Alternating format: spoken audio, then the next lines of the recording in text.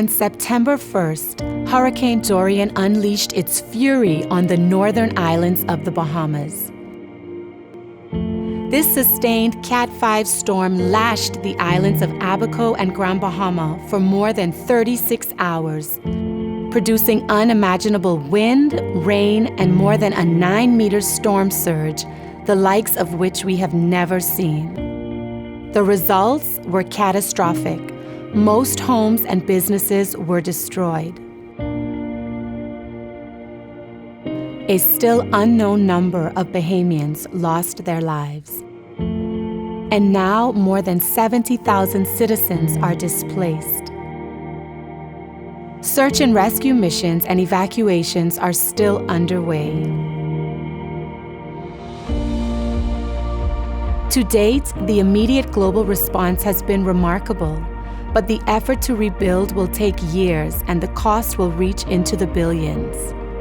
Despite this almost incomprehensible blow, we are proud and we are strong. And the fortunate reality is that the majority of our vast and beautiful island chain was unaffected. We continue to receive and welcome guests from around the world. To private citizens, to our tourism partners, to governments around the world, we say thank you for your generosity and kindness. We profoundly appreciate all that you've done and continue to do. Our grateful nation needs your continued support in two important ways. The first is aid. Your generous donations of money, supplies, or materials will help us rebuild these beautiful islands. We encourage you to visit bahamas.com/relief for up-to-date information about our most urgent needs. The second is sharing our story. Of our 16 unique island destinations, 14 remain as warm and as welcoming as ever before.